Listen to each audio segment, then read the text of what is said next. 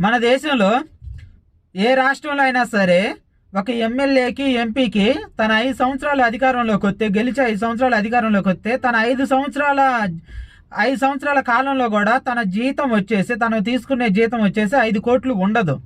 అలాగే గెలుతుడో లేదో తెలియకుండానే ఒక ఎమ్మెల్యే టికెట్ అనేది 5 కోట్లు పెట్టి కొన్నాడంటే ప్రజలకు ఇంకా గెలవడం కోసం డబ్బులు ఇచ్చి ఎన్ని కోట్లో ఇచ్చి ఉంటాడు.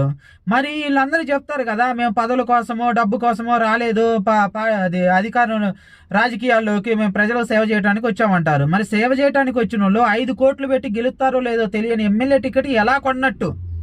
అంటే ఏ మార్గాల్లో ఏ డబ్బు సంపాదించుకునే మార్గాల కోసం ఆ ఎమ్మెల్యే టికెట్ కొన్నట్టు.